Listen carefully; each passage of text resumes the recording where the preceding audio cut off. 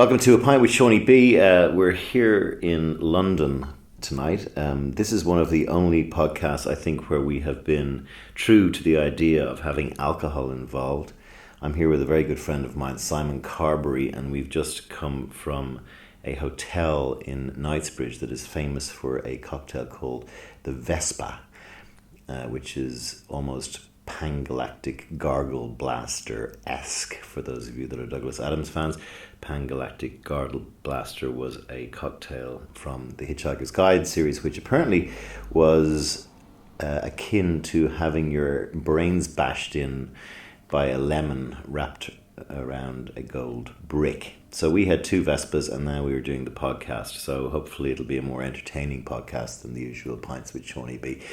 I'm going to welcome a guy who I've known for close to 15 years, a very creative man, a man who's got a point of view and ideas, and he has, I'm sure, a lot of wisdom to share with us this evening. So welcome, Simon Carbery. Hello, Sean. Also a bit Irish, despite that very English accent you have. Yes? That's right. Yeah. You are. You have some family from Ireland, do you? I do have half my family on my father's side. Actually, no, all of my father's family were Irish. From where? Cork, mostly. Yeah, so there's Carbery Isles. Cork and Tipperary. Yeah. I keep saying this on these podcasts, but a lot of the times I meet my good friends and I don't know much about their early lives. What's the story behind where you came from? Well, the reason for that, Sean, is that you never listen. You just talk and talk and talk. No, but that's why I'm trying to fix myself by having these podcasts where I interview and hopefully listen to what you have to say. I just thought I'd carry on there. No, but what I like? So where were you brought up? I was brought up mostly in Chislehurst in Kent, which is the heart of the stockbroker belt. At least it was. And I was brought up there in the 1960s and 70s, and I went to school in Dulwich, and I commuted on the train every day, just like a real stockbroker, like a real 12-year-old stockbroker, with a mini hat and a mini fold umbrella. And were your parents creative people, or? My parents weren't able to be creative people actually, because they came from that post-war thing of really not having any choice. What did they do? My father fell out of school into the stock exchange and became very adept at sort of doing financial stuff, and he got very interested in that because he was quite bright, mathematically bright. And your mum? My mum's still around, and she was just a housewife. She got married at 19 and had me when she was 21, still rocking and rolling. So yeah, very unexceptional. But where does you're one of the brightest friends I know. Where does all your grey matter come from? Those two? Or school, or what? Well, I didn't go to university, mainly because I didn't try and pass my A-levels very hard. But that was kind of a very common thing in my generation. It wasn't. It seems remarkable now, but it wasn't very remarkable then. But you're well read. Are you well read? I was good at English at school, right? And I've always wanted to write. So what was your first ever job when you left school? I worked for the civil service. I was a civil servant for about I can't remember now. I must have been about a year. Doing what? Oh, working in the Ministry of, I think it was the Department of Transport actually, Department of the Environment. I had a lot of friends who worked in the civil service at the time. One of whom did very well in advertising, and one of whom ended up as Robert Plant's drummer, and he's still a good friend of mine, Chris Blackwell. And all three of us worked either in government or local government. And in the days before email, we used to send each other ridiculous joke stuff around in the internal mail just to keep ourselves amused, because of course, being civil servants, we had absolutely nothing to do. Yeah. And did the civil service job scare you straight? Like, you said there's got to be something that I can do that's better than this? Oh God, yeah. My first advertising job was at Y&R. Yeah. They had a graduate trainee program, and I was neither a graduate nor a trainee. But nevertheless, they spoke to me, and they gave me this thing called a copy test, and they used to have copy tests. Okay. And it was a sort of a mixture of an ability to write and sort of lateral thinking. And I did this copy test, and apparently I passed it with flying colours, although no one's ever shown me any kind of data on this. But anyway, there were two jobs out of, like 400 applicants or something that year, and I got one of the two creative jobs, that is. That seemed like a good idea for a few weeks and a couple of months, and I got on quite well. And I got kind of bored with that, and I went to see Dave Trott. Dave Trott is a very famous advertising copywriter. And creative director, and guru. And guru, yeah. Dave was amazing. He looked at my stuff and he said, "It's all very professional, but it's not got any ideas in it." So I said, okay, and he sort of talked me through this, and he turned me into a proper advertising writer in the space of about 6 weeks. What he said to me was, he said, "I don't believe in talent, I believe in energy." And I thought that's There's plenty of that. I thought, well, that's actually a little bit worrying, because I've got no energy and tons of talent. But anyway, notwithstanding that, I went away and humility. And humility. And I went away, and he said, "Look, I want to see proof of your energy. I want to see lots of stuff. So go away and do 10 campaigns with 100 ads in each, and come back this time next week," or something like that. So I did. And I think he was impressed by the fact that I actually tried. Yeah. Actually, it was all shit. But at no point in your previous schooling, English, civil service, like, you weren't the guy who was going, "Oh, I want to get into advertising." No. You just kind of arrived at your... No. Yeah. Most people I know who started off in advertising in the 1980s or 70s, actually, before my generation before me, they fell into it. They fell into it in lieu of any direction or a real job. But you did mention when we were having a drink earlier, like, that the caliber of people that were going into the industry was a lot better back then. Well, I don't want to be judgmental and say it's a lot better. I certainly say it was very high in those days. I mean, you look at the people who were going into the business in those days as a means to an end. You're talking about David Putnam, Alan Waldie, Alan Parker, Hugh Hudson, David Bowie and Pete Townshend both worked in advertising, I think, briefly in Salman Rushdie in various jobs, and Fay Weldon. I mean, some people did it because it was a sort of congenial, sort of semi-creative thing to do, because they were creative people. Other people did it because it seemed like a good alternative to something like the City, because it was as well paid as the City. It was for people who were ambitious, but it was also, it kind of wasn't as dull as the City seemed to be at the time. You had it's much better looking people and parties, and you had offices with atriums in, and all that kind of stuff, and bars, and people driving Porsches and pink Bentleys to work. My first creative director had a pink Bentley. Wow. Chris Wilkins. So, if you're listening, Chris. Yes, if you're listening, Chris. So did you work in Saatchi's with Arden then? Was he there then? Yeah. Well, the reason I got another legend in the ad business. Well, super legend. Yeah. And someone to whom I'm equally grateful as I am to Dave, because Dave phoned me up one day, and I had no job because I'd walked out of Saatchi's because I was so bored with it. Out of Y&R. Sorry, Y&R, beg your pardon, because I was so bored with it. Thank you. And I got this phone call at home. I had flu, and I was feeling really shit. I was feeling really dreadful. I got this phone call. I was slightly hallucinating. He said, "Hello, it's Dave Trott here, please." I said, "Oh, really? Fuck off." I put the phone down. If the phone rang again, he said, "No, it's Dave Trott, honest. And is that Simon Carbery?" And I said, "Yeah, it is." And he said, "Look, I've photocopied your book. I sent it to Paul Arden. I think he's got a job." Bless him. And I got a job at Saatchi's on the basis of Dave's recommendation, because Paul said, "I don't know anything about copywriters." Paul pretended he didn't understand words. And he wrote a couple of books then. Yes, exactly. He interviewed me, and he said, "Dave Trott says you're good." I said, "Oh, all right, okay, that's great, fantastic." And he said, "I've got a girl in my department, great legs. What do you think about women?" I said, "Fine."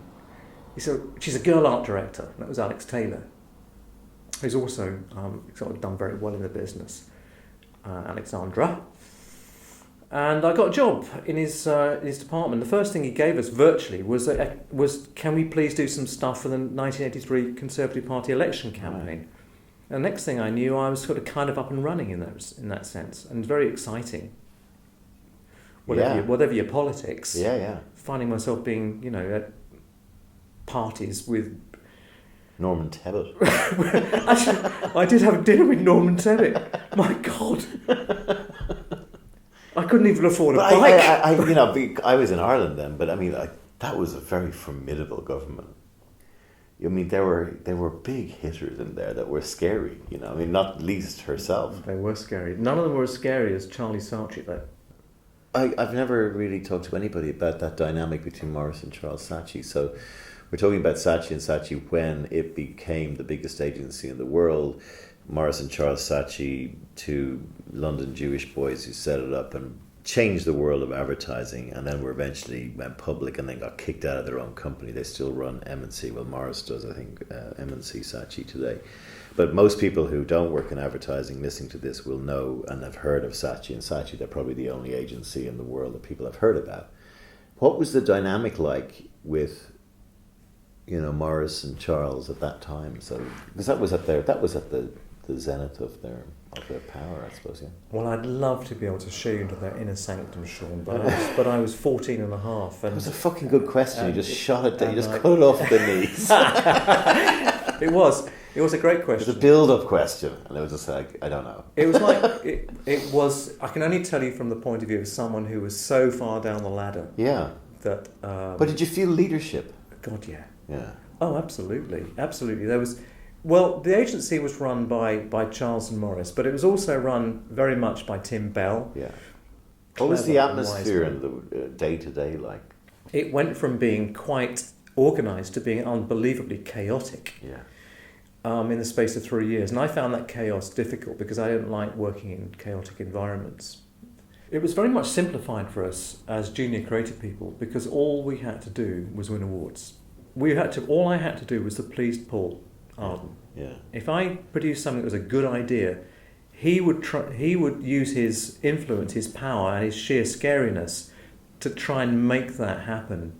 So taking that period of your life, which was your second job, versus, say, jumping forward to today, like, where do you see the business from those days to these days? Because I think you have a point of view on that.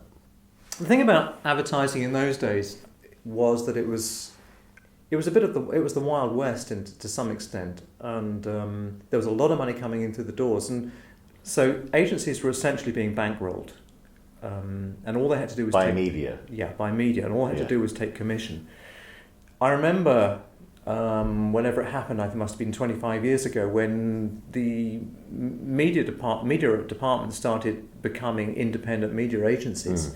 And at that moment, the rot set in terms of advertising having a business model. The trouble with losing your business model is that you start to try and find alternatives which don't necessarily work. The commission model worked. The fee model doesn't, because advertising clients had never and still have never got used to the idea of paying for value, for ideas. Essentially, agencies are no longer being paid proper money for what they do when they do it well.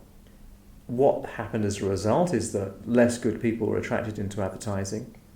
Less good people are attracted into the marketing departments of clients because they've moved so far down the pecking order in terms of the board of any client company. And it's gone from being a Premier League occupation in all sides to becoming perhaps, a Division 2 occupation in that sense, which is a terribly sad thing because there are some very good people working in this business. Right, yeah.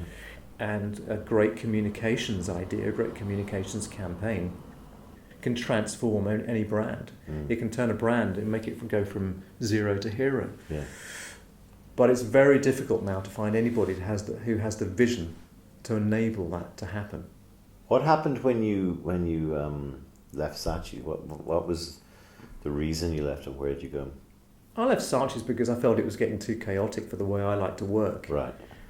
What I still believe works best for many people as creatives, and still isn't an option that's offered to many, which is to go and work in your own space, be given a brief, be given a coherent brief, be given a space to work in, a space of time and a space of your own. And peace and quiet. Yeah. I do not like working in open plan offices. I'm hearing this is all going to change again. It's going to go back because it's just not working. Yeah.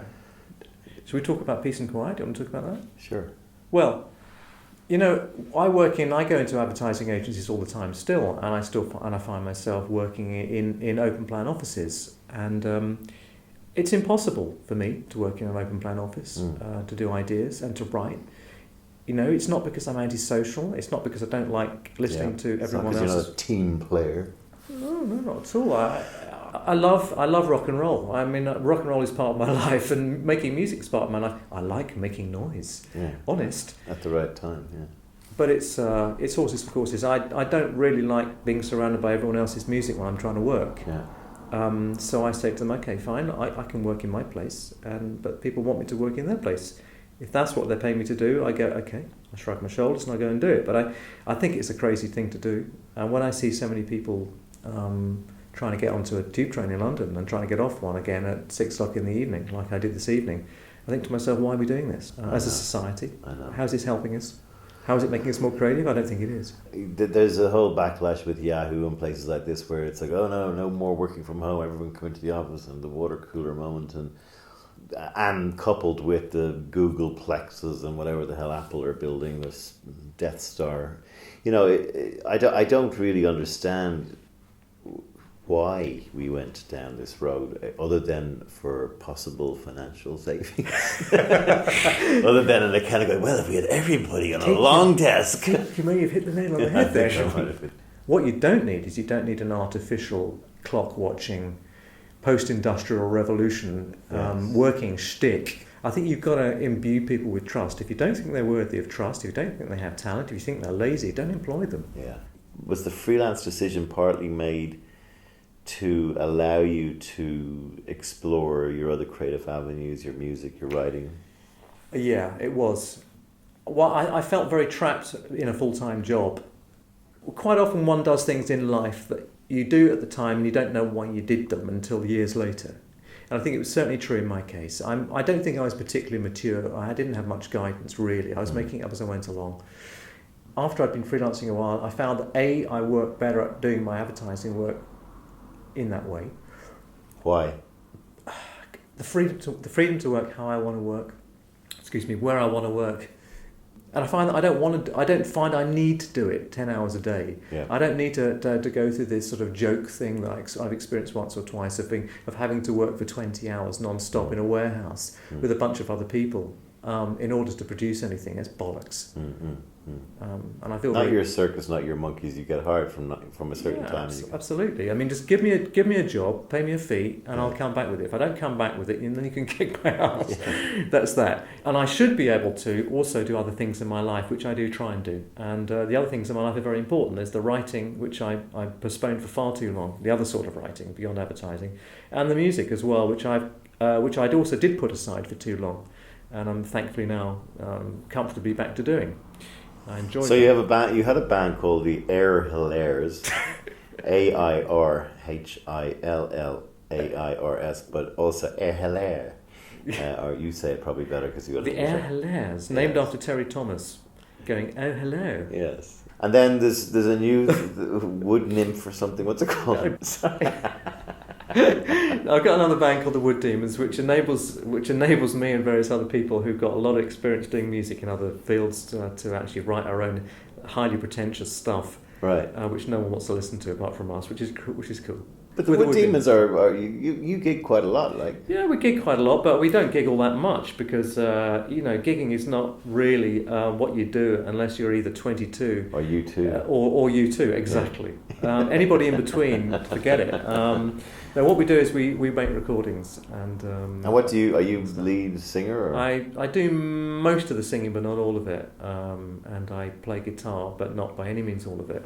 And I write about somewhere around a third of the material. And what's your angst? What do you mean, the musical style? Yeah. I write songs about things that I couldn't possibly write about otherwise. Like? I've written songs about someone being in a space station watching the Earth explode, which was kind of written in the...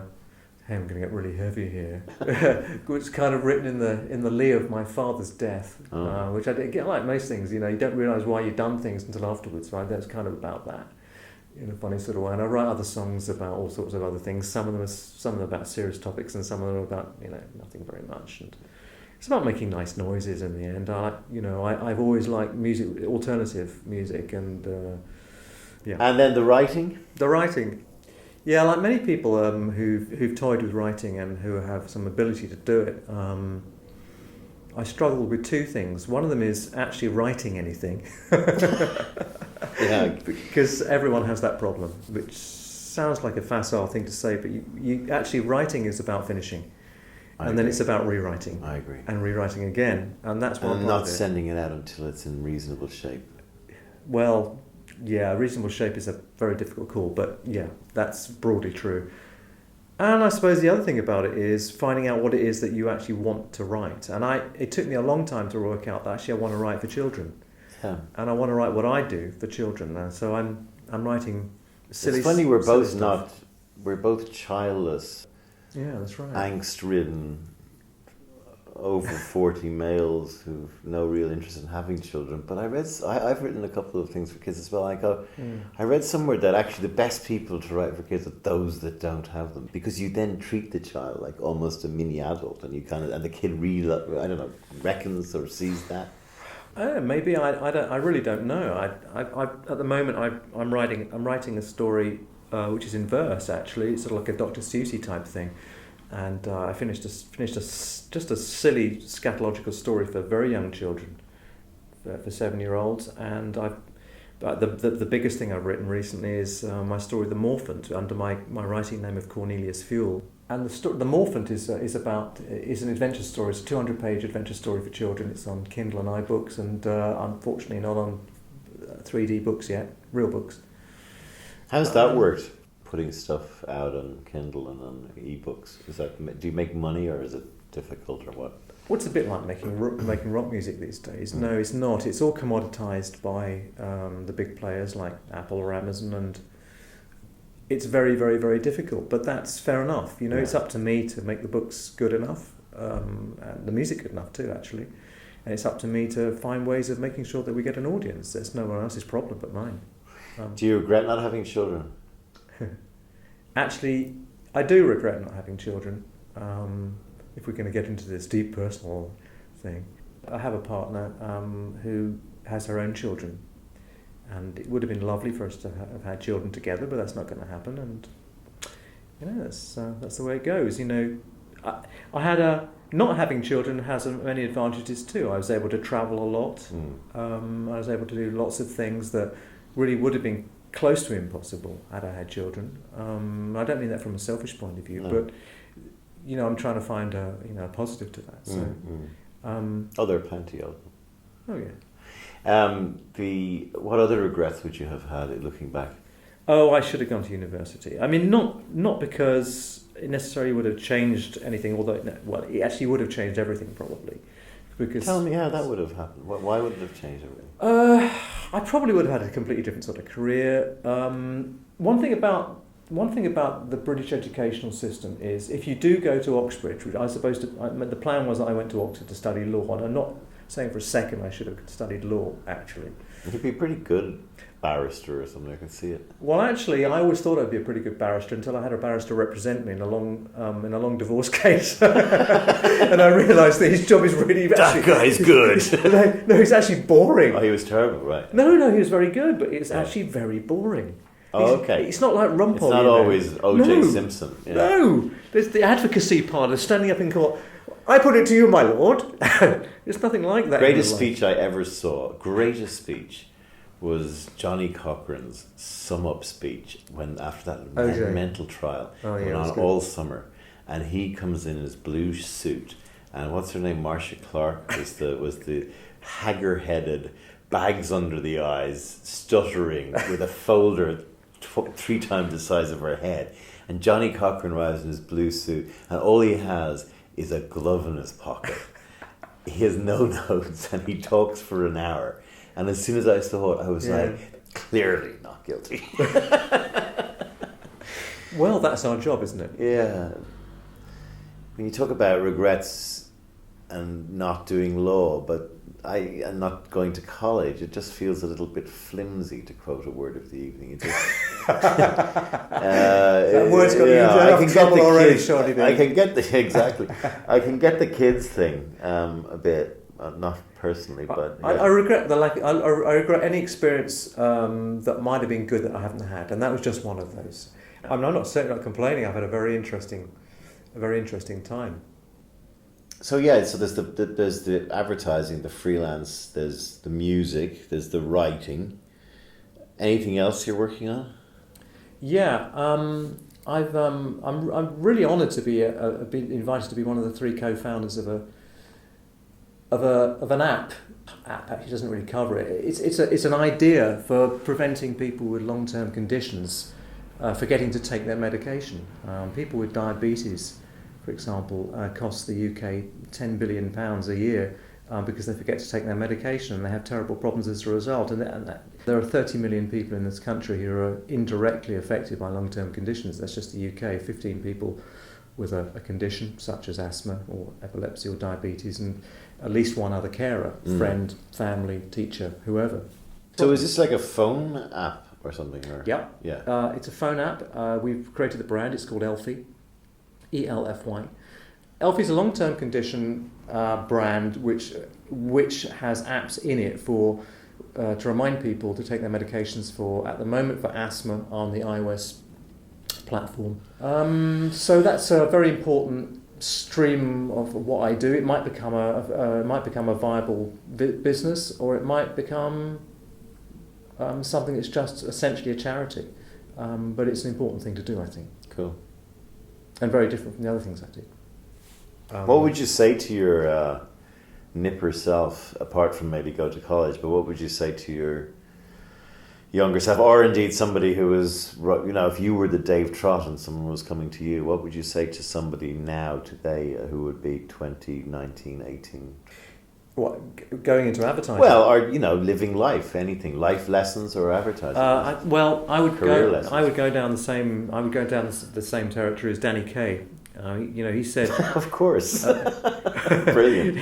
Which is go and perform as Tom Thumb. No, the one without the parsley, the one without the poison. Danny Kaye, of all people, and look him up because he had a much more interesting life than many people think. I know Danny Kaye was. My father was very into Danny Kaye. He was a song and dance man, yes. And he was an actor and all the rest of it. But he also trained as an airline pilot to fly for Pan Am. And he also became the head of some international organisation I can't remember the name of. Yeah, I'm no expert on Danny Kaye. I'm just using him as an example because he said life is a broad tapestry and you should throw as much paint at it as possible. Yeah. And I kind of think that's the case. We live in a world where you're expected to be very, very, very brilliant at one thing. And if you're even remotely engaged with anything else, you're not taken seriously. That's something that we've lost in the last 500 years. Michelangelo could do more than make a sculpture of David. Yeah. So could Leonardo da Vinci. Yeah. Walter Raleigh was a poet as well as an adventurer.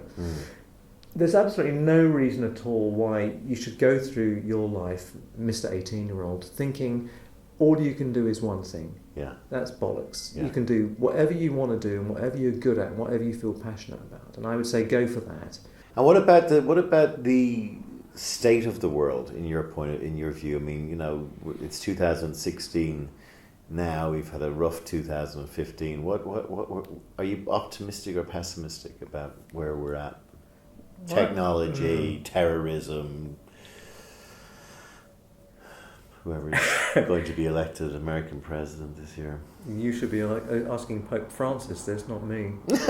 Well, I'm asking you. Well, I can kind of hear Pope Francis's answer, and it's just going to tire me. He's a good geezer, actually. He is a good geezer. And I'm not religious. It'll be vague. Although we're both Catholics. It'll be vague and about prayer. Yeah, right, fair enough. I'm actually an optimist by nature. I'm an optimist masquerading as a pessimist, really, by nature. And I'm very hopeful for the future. But I think we have an awful lot of challenges in our world. I think we've got some very major challenges in the next 100 years, and thankfully I won't be around to have to deal with them, and thankfully I don't have children that I have to worry about. We have a global overpopulation issue. I think we have an issue of everyone living too fast and not actually sitting down and thinking about the important things about what makes us people issue. I think we have a problem with the climate. I think we don't think creatively enough about how we can change the climate and make that an economically viable thing to do. I think we think too small. I think our politicians think too small. I think they think too short term. I think we're all too self-serving, but that's all of us, isn't it, as a species? So that sounds probably very depressing and negative, but these are the challenges that we, I hope, can rise to. Simon, always a pleasure to be in your company, as you know. I think you do know that I do think that. But Simon Carbery, thank you very much for being on A Pint with Seaniebee, and I'll catch you next time. Thank you very much. Au revoir.